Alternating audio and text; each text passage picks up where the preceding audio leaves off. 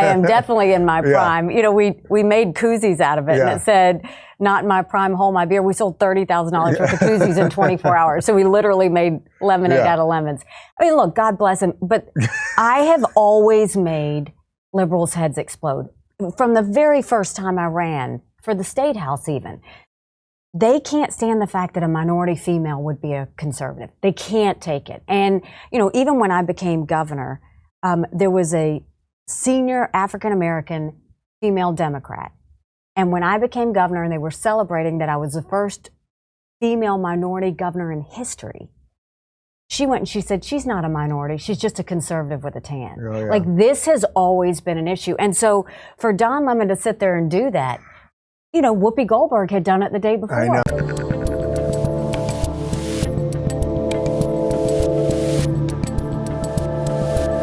One of the three things that you just mentioned there, let's talk about the second one for a second, the voting situation, because the Democrats obviously do ballot harvesting, all of this stuff. You know, Trump is basically running on that they stole the election from him last time. Are you confident that there would be a situation where states that are still doing this stuff, so I know you don't have to worry about, say, a Florida or or Texas or South Carolina or South Carolina, for example, right? But I should have said South Carolina. I got it. But how worried are you that California, that Pennsylvania, the states that are doing all of this crazy stuff, no IDs, no signature match, all that, would even allow for an honest and fair election? Well, first of all, I passed voter ID in 2011 and was vilified for it, by the way. I mean, the press said I was disenfranchising voters. They thought it was terrible. And at the time, I put the marker down and I said, if you think anyone can't get to the DMV, we will go pick them up. You put money in. We will take them to the DMV. We will give them a free ID and we'll return them home. 25 people out of 5 million asked for a ride. So, you know, one, I think voter ID needs to be the law of the land. That's not a Republican issue. All people want to know that their vote is who they say it is. But what do you do about that before 24? Because for Cali, for example, it's not going to do it. No, it's tough, right? Yeah. And I think the worst part of it's the mail-out balloting. Yeah. I mean, that's the part that I think is the harvesting. I think Republicans are too nice. Republicans have always been too nice. We need to step up and play the game within the rules, but also call out anything that we see is wrong. It doesn't mean we say, oh, California's always going to do it. You call it out no matter what. We're going to force these states to have to do it right, because if you can get the people to say it, I mean, 73% of Americans say that they think you should have to show your ID in order to vote. That includes Democrats. We need to start messaging that better and say, don't let them take your rights away. Don't you want to know that there's integrity to this process? It's not going to be easy. Yeah, it's incredible because most people do agree you have to have an ID to buy a bottle of wine, and for some reason you don't have to vote. You also mentioned the cognitive test, so I have to ask you about the Don Lemon brouhaha. We can do it in 2 seconds, but basically he said you're not in your prime. And I said, hold my beer. Yeah. I am definitely in my prime. You know, we made koozies out of it, and it said, not in my prime, hold my beer. We sold $30,000 worth of koozies in 24 hours. So we literally made lemonade out of lemons. I mean, look, God bless him, but I have always made liberals' heads explode. From the very first time I ran for the state house even, they can't stand the fact that a minority female would be a conservative. They can't take it. And, you know, even when I became governor, there was a senior African-American female Democrat. And when I became governor and they were celebrating that I was the first female minority governor in history, she went and she said, she's not a minority. She's just a conservative with a tan. Oh, yeah. Like, this has always been an issue. And so for Don Lemon to sit there and do that, you know, Whoopi Goldberg had done it the day before. I know. The Whoopi one was actually worse even, in a way. I mean, and then the guy on MSNBC, like, you know, to sit there and say that I was, like, trying to show white supremacy or whatever. They'll say whatever, but none of that phases me, because I know they're worried. They know that I pull from their base. They know that I pull in women. They know I pull in minorities, and they have always been scared by that. And so I know that means I'm a threat, and I'll take it. Do you feel that that's like the key part of your campaign, that you'll be able to get some of the crossover people? Because I was talking about on my show, there's not that many people willing to move, right? Like, we sort of know how many people are going to vote for each side. And it's always about getting that fringe. I always say to me, it's the disaffected liberals. It's the me of 5 years ago that are like, wait, the Democrats are completely insane, but could I actually vote for a Republican? Do you feel like that's sort of your sweet spot? So the interesting thing is, the reason that happened, I'm a hardcore conservative. So I'm not pulling them over because there's a moderate side to me. It's because of how I communicate with them. You know, Republicans need to see this as a story of addition. We need Asians. We need the Jewish community. We need the Hispanics. We need women. We need African Americans. But you don't go to them and say, you should be with us. You go to them and say, what do you care about?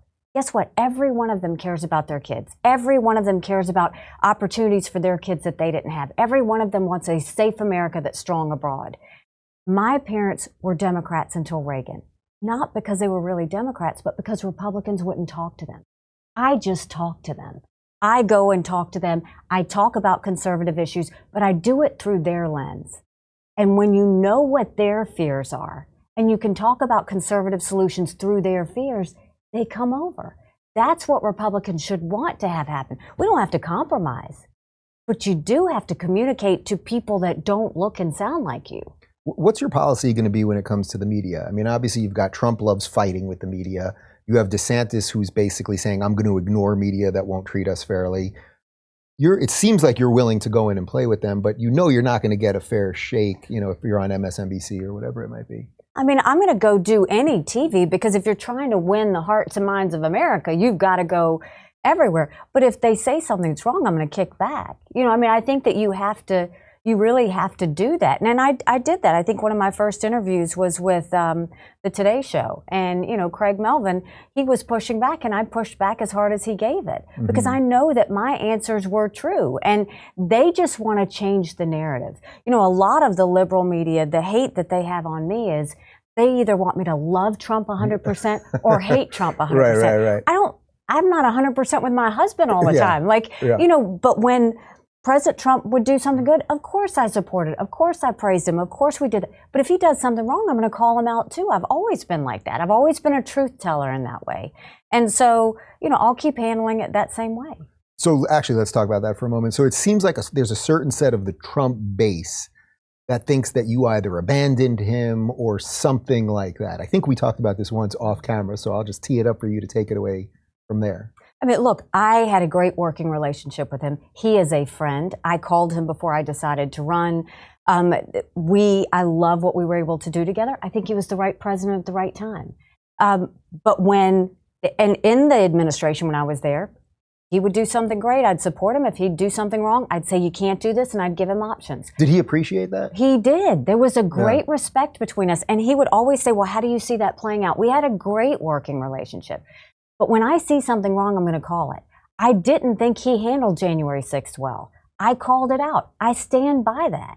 So, you know, those that don't like fact that I called him out, that's exactly what I did when I was in the administration. That's exactly what I do to my friends. That's exactly what I'll do going forward. And he knows that about me. Is any of the stuff that has been played on Tucker in these tapes and any of that, is any of that changing your feelings on any of that? Or do you think there's any more of a gray area there? So I haven't seen much of it, but what I will say is all of that should be transparent. They should release all of it. I think it's important. I think the courts need to see it. I think the press needs to see it. I think the American people need to see it. And if someone broke the law, they should go to jail. And if someone didn't break the law, they should not go to jail. I mean, we need to just open it up for everybody to see. It's weird how so many people in the media are screaming that these tapes are being released. It's like, well, this is public knowledge. They more than anybody should in the old days, isn't that what they liked, right? They more than anybody would always complain if things weren't released. The problem is they just wanted it released to a committee that was biased, that didn't want the American people to see everything.